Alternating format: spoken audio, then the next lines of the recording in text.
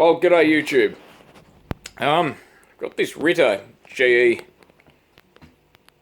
milkshake maker from 1950s. So obviously, I guess this is probably from the factory.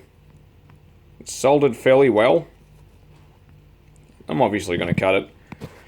So here's the motor.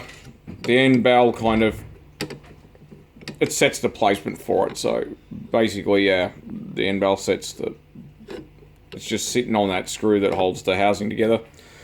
This is just a bit of a warning for you guys. Okay, if you're going to get antique appliances, when I say antique, what I really mean is anything that doesn't have a cord that's that style, you should really make sure that the polarity is correct and everything's done correctly, because even if this was assembled correctly, like, look at the polarity. I mean, it's back to front, like, really, like, that's neutral and that's active. So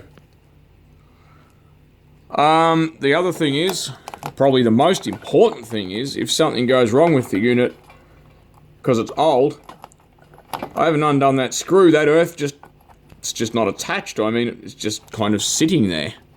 And if you look, you can see that the screw was never actually tightened up for that earth, or ground as you want to call it, whatever.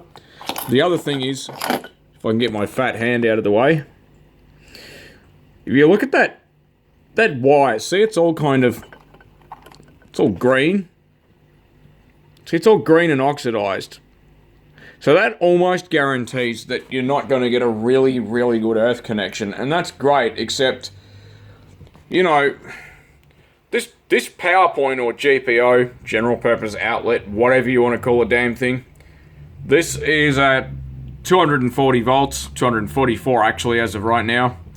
And that is a 16 amp RCD, RCBO, whatever you want to call it, RCD MCB combo, so breaker RCD combo. If the earth isn't connected to either end of this machine, this thing's metal, the whole thing is steel and, I don't know, some kind of an alloy of some sort.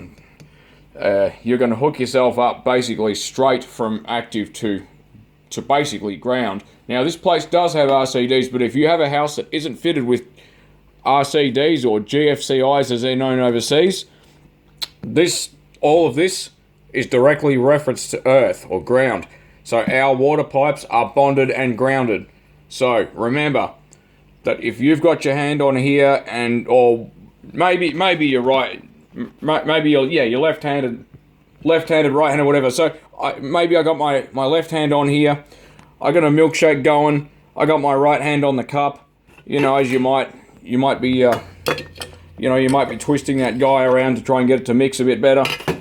You basically could be hooking yourself straight up across 244 volts. So, look, this stuff really shouldn't be just played with. If you don't know exactly what you're doing, this should be done by a professional. I mean, just the fact that the polarity is reversed means that what you're actually switching is neutral, assuming the other end of this is correct, which is probably a fair assumption because I don't think this has ever been apart. So the active should always be the one that's switched. So when the milkshake cup goes in and pulls up that, well, basically it's a rod and it goes down to a switch, which is about, it's down here. It's supposed to switch the active. It's not supposed to switch the neutral, because if you switch the neutral, you've effectively got 240 volts around this area here in the motor itself. You've just switched off the neutral, so it looks like it's off. So just a word of caution, if you're not sure and you're into these antiques, by all means buy them. If you want to learn about motors and stuff, I encourage you to pull stuff apart. But I'd suggest learn with newer stuff. Don't learn with antiques. I mean, they're just too dangerous. Like, if you know what you're doing and you know about bonding and grounding and earths and how to make a good connection and whatnot and how to solder correctly. Now, these soldered joints, not bad actually. If I can get the damn camera to focus, that's a pretty good solder joint. But if you can't solder at least as well as that, you should not be soldering. You need to get good before you start playing with mains. I mean, but buy a heap of 12 volt stuff and extra low voltage wall warts or lab bench power supplies. They're fairly cheap these days.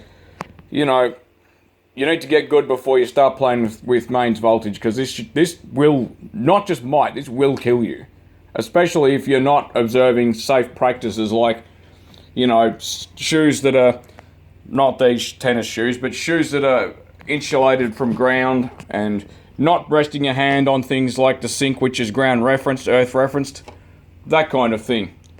So, yeah, just be careful, guys. This stuff can kill you. And even if you get something off eBay and it looks pretty and it works well, like this thing, this earth just came out. Just remember that isn't something I've done.